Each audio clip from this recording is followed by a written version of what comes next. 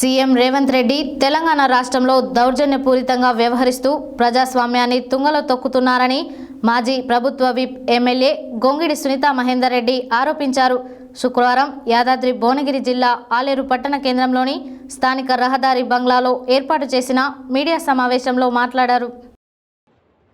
యాదాద్రి భువనగిరి జిల్లా ఆలేరు పట్టణ కేంద్రంలోని స్థానిక రహదారి బంగ్లాలో మాజీ ప్రభుత్వ విప్ ఎమ్మెల్యే గొంగిడి సునీతా మహేందర్ రెడ్డి ఏర్పాటు చేసిన మీడియా సమావేశంలో ఆమె మాట్లాడుతూ దౌర్జన్యపూరితంగా వ్యవహరిస్తున్న ప్రజాస్వామ్యాన్ని రేవంత్ రెడ్డి తుంగలో తొక్కుతున్నారని అన్నారు. రాష్ట్రంలో సీఎం రేవంత్ రెడ్డి అరాచక పాలన కొనసాగిస్తున్నారని, ప్రశ్నించే స్వేచ్ఛ లేకుండా ప్రతిపక్ష ఎమ్మెల్యేలను కట్టడి చేస్తున్నారని, మహిళలను కించపరుస్తూ సీఎం స్థాయిలో వ్యక్తి మాట్లాడడం సిగ్గుచేటని, సీఎంకు పరిపాలించడం చేతకాక బీఆర్ఎస్ పార్టీని టార్గెట్ చేస్తూ విమర్శలకు దిగజారుతున్నారని తెలిపారు. ఏది ఏమైనా తెలంగాణ మహిళలకు రేవంత్ రెడ్డి క్షమాపణ చెప్పి తీరాలని డిమాండ్ చేశారు. ఈ కార్యక్రమంలో మున్సిపల్ చైర్మన్ వస్పరి శంకరయ్య, పట్టణ అధ్యక్షుడు Putta Mallesh Goud, PSCS vice chairman Chinthakindi Chandrakala Murari, నాయకులు జల్లి నరసింహులు, బింగి రవి, కొల్పుల హరినాథ్, బేతి రాములు, తునికి గణేష్, కటకం సునీత, అరుణ, సుజాత, ఆలేటి బాలకిషన్, కటకం బాలరాజు, బాసాని ప్రశాంత్, ఎండి పాయే, కటకం మల్లేశం తదితరులు పాల్గొన్నారు. జరిగిన సంఘటన నిజంగా కూడా చాలా బాధ అనిపించింది. మరి ఒక మహిళా శాసనసభ్యురాల పట్ల ఒక గౌరవప్రదమైనటువంటి స్థానంలో ఉన్న ముఖ్యమంత్రి గారు కానీ, ఉప ముఖ్యమంత్రి గారు కానీ వారి వ్యాఖ్యల్ని ఖండిస్తూ ఉన్నాం. బీఆర్ఎస్ పార్టీ ప్రభుత్వంలో ఉన్నప్పుడు కాంగ్రెస్ పార్టీ ఎల్పీ లీడర్గా గౌరవనీయులు బట్టి విక్రమార్క గారు ఎల్ఓపిగా ఉండి వారి పట్ల నాకైతే అమితమైనటువంటి గౌరవం. ఎందుకంటే వారి వ్యవహార శైలి స్వయంగా శాసనసభలో నేను చూసేదాన్ని. వారు ఏదైనా విషయాన్ని కనుక మాట్లాడదలుచుకుంటే, ఏదైనా సలహాలు సూచనలు ఇవ్వదలుచుకుంటే పూర్తి అవగాహనతోని పూర్తిగా దాని గురించి వివరాలు తెలుసుకొని, అంటే స్టడీ చేసే శాసనసభలో మాట్లాడుతున్న ఒక పట్టున్న నాయకుడు, ప్రజల పట్ల చిత్తశుద్ధుల నాయకుడు అని చెప్పి అమితమైనటువంటి గౌరవం నాకు బట్టి విక్రమార్క గారి మీద ఉంది.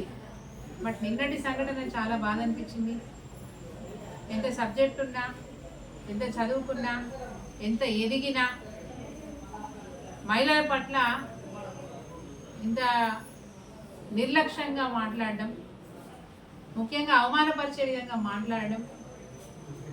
మరి ఇంట్లో కన్నతల్లి సోదరిమల్లు ఉంటారు, మన ఇంట్లో వాళ్ళు ఎట్లనో ఈరోజు సమాజంలో ఉన్న వాళ్ళందరూ కూడా మనకు అట్లాంటి వాళ్ళే అని అనుకోవాల్సిన పరిస్థితి పెద్ద మనుషులకు ఉండాలి.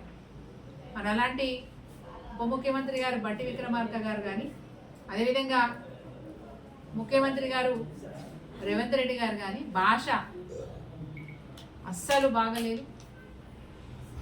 మహిళా లోకాన్ని అవమానపరిచే విధంగా ఒక శాసనసభ్యురాలు ప్రజల ప్రతినిధిగా శాసనసభలో కూర్చున్నప్పుడు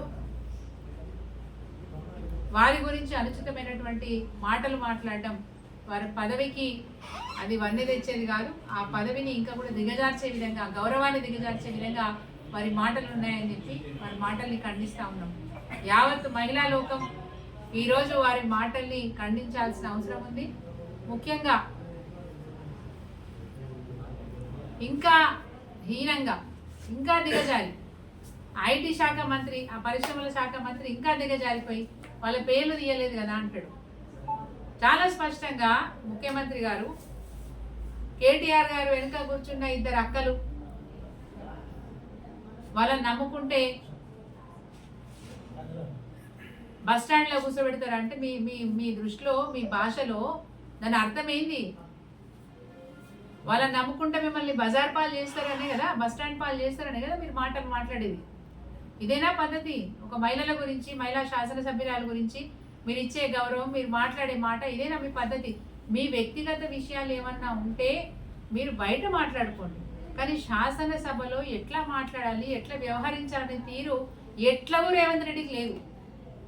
బట్ బట్టి విక్రమార్క గారు కూడా లేదంటే అది ఆశ్చర్యకరంగా అనిపించింది నాకు నిన్న. ఎంతసేపు వాళ్ళ సభానాయకుడిని మెప్పు కోసమో లేకపోతే ప్రజల్ని ఆకర్షించడం కోసమో ఆయన ఏదో మొండిగా మాటలు మాట్లాడారు, ఇంకొక మాట కూడా మాట్లాడారు, నేను దళిత నాయకుడిని. చాలా గొప్ప అవకాశం దొరికిందండి మీకు. అంత గొప్ప అవకాశానికి వన్నె తెచ్చే విధంగా ఇప్పటిదాకా నడుచుకున్నారు. భవిష్యత్తులో కూడా మీరు అట్లే ఉండాలని మేము కోరుకుంటా ఉన్నాం. మీ గౌరవం పెరగాలని మేము కోరుకుంటా ఉన్నాం.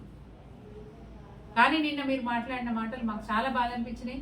భవిష్యత్తులో ఇట్లాంటి మళ్ళీ పునరావృతం కావద్దని చెప్పి మేము కోరుకుంటా ఉన్నాం అండ్ ఖండిస్తూ ఉన్నాం. నిన్నటి మీ మాటలు మేము ఖండిస్తూ ఉన్నాం. తప్పకుండా మీరు క్షమాపణ చెప్పి తీరాల్సిందే.